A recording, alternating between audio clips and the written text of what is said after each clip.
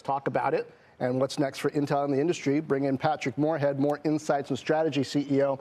Pat, the timing a little bit of a surprise, but it's never completely shocking when a company whose stock is under this sort of pressure changes out the CEO. What are the big questions that you still have at this point?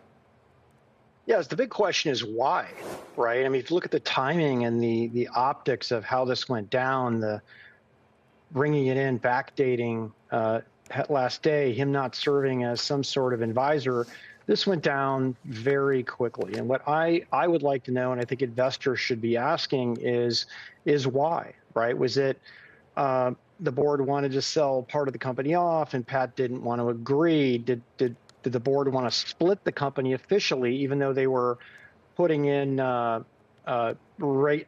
different types of rules to be able to manage it, but it wouldn't be a separate company? Did they lose a big customer market share? Did a product push out?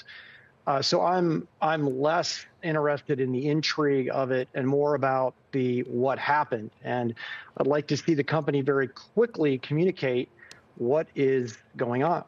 Yeah, I don't know what happened, but I know over the years of my conversations with Pat since he returned, he was very clear that his relationship with the board, as long as the strategy was the strategy, he was in place. But as soon as there was any disagreement about what the strategy was going to be, it sounded like he planned to not be there. So, Pat, let's talk about the manufacturing piece of the business and the foundry business specifically. That's the big money-losing piece, but at the same time, it's hard to imagine what would happen to all of this domestic chip manufacturing leading edge if Intel isn't doing it anymore. So what needs to be figured out there? What role, if any, does the industry, does the government have? Yeah, so first of all, the Intel foundry business also supports the Intel design company, and I do believe that they have an incremental approach where even if Intel doesn't get, I would say, a large customer like Apple and Qualcomm, it can be profitable. Now, with that said, 18A did get 4 or 5 very large customers. It's not an anchor tenant like an Apple or Qualcomm. So I feel pretty good about that in the future, but particularly in 2026.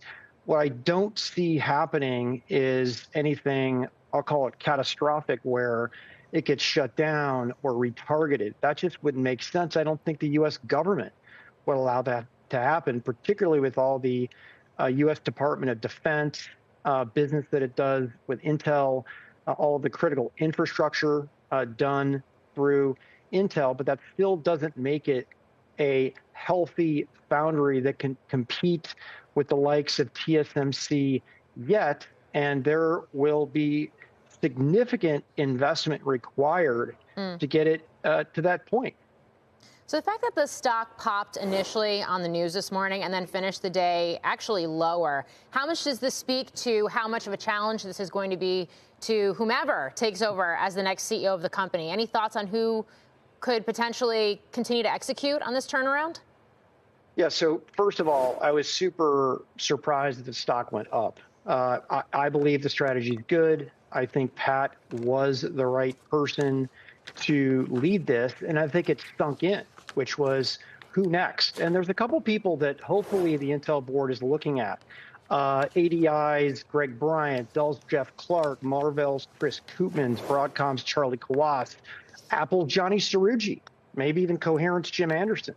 There's a lot of people out there who they should be talking to, and the reason that I didn't put the co-CEOs in there is it didn't seem like they were going to consider them as the go-forward CEOs.